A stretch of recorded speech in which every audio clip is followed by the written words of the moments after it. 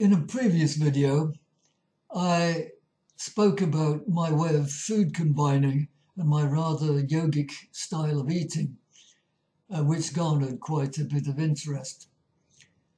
So as a result, my students have asked me if I would explain in a little more detail how I eat and why, and how I remain fit and slim even though I will be 80 by my next birthday. Well, for a start, I don't eat very much. It just isn't necessary. And it's not so much about a particular diet. There are countless faddy diets out there, but as everyone's metabolism and gut flora is different, there is no one diet fits all.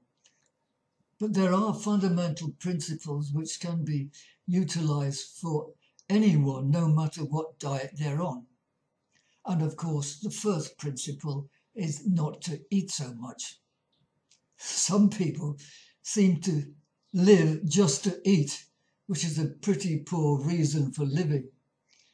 I eat just sufficient to keep myself healthy and fit without causing any strain on the organism. And here's the proof. My contention is that the less you eat, the more fit you are. So I want to show that in the 70s you can still be fit eating as little as possible. Okay.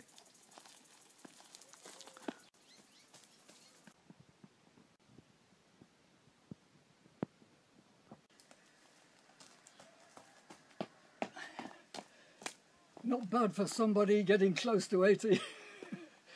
For the last 40 years, for every home-cooked meal, I have not eaten anything more than what will fit into this wooden bowl. And if I'm invited out and I'm plied with more food than I require, oh, go on, have another helping, then I compensate by not eating so much at the next meal.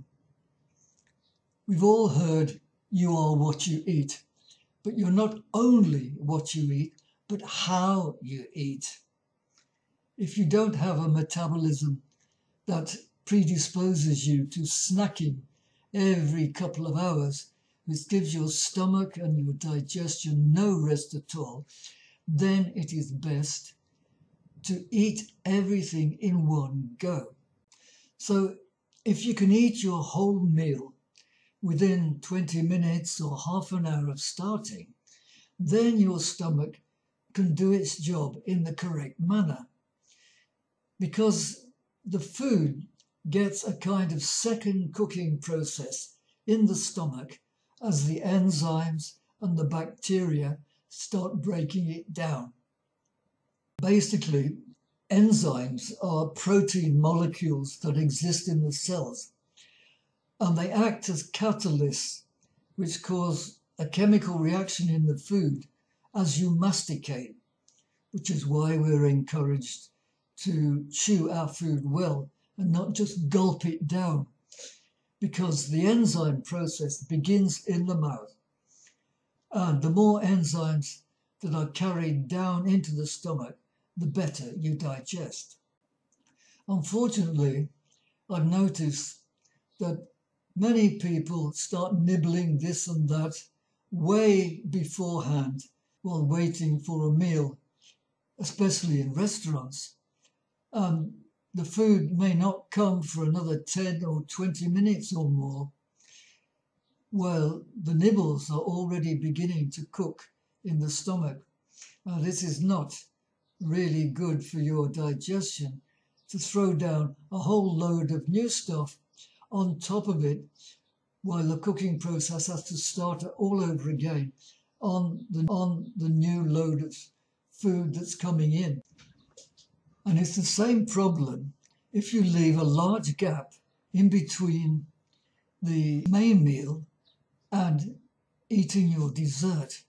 If you wait another 20 minutes or half an hour, then you're giving your system a really hard time, because the re-cooking and breaking down process is already well underway, and the food may be already moving into the intestinal tract, so that the dessert doesn't have time to go through the re-cooking process, and it gets sucked onto the kind of train of tubular food which is entering into the intestines.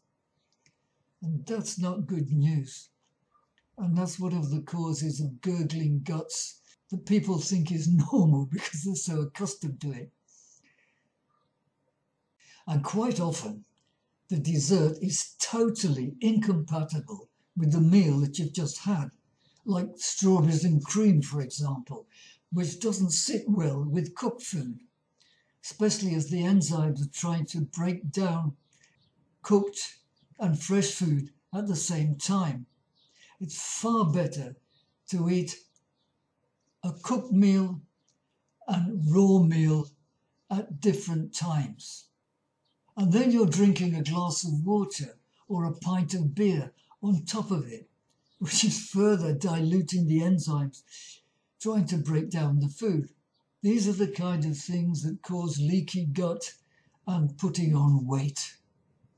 But there is a time for drinking and a time for eating.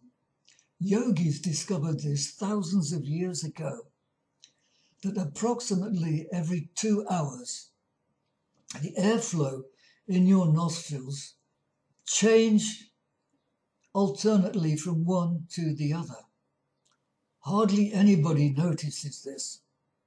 If you close one nostril and breathe strongly in the other, you'll discover that the flow of air is difficult in one nostril because the spongy tissue is sucked together, and smooth and easy in the other nostril.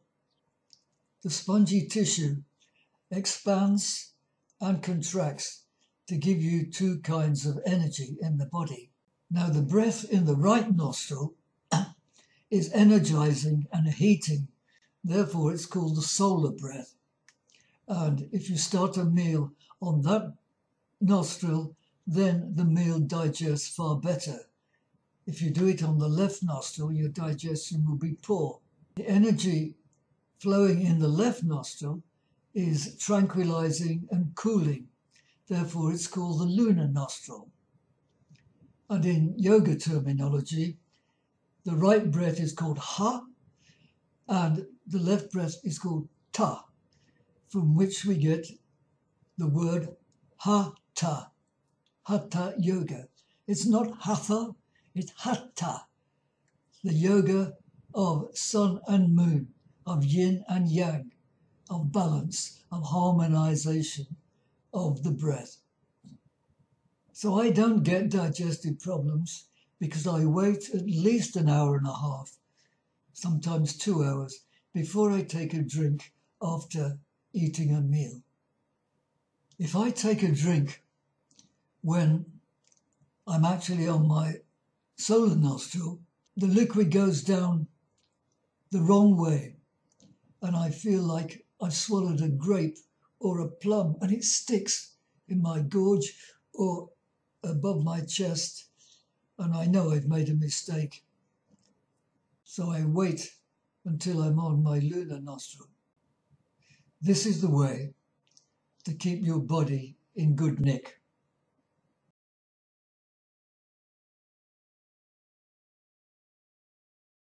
It's your choice whether you observe this or not. I'm just giving you the facts.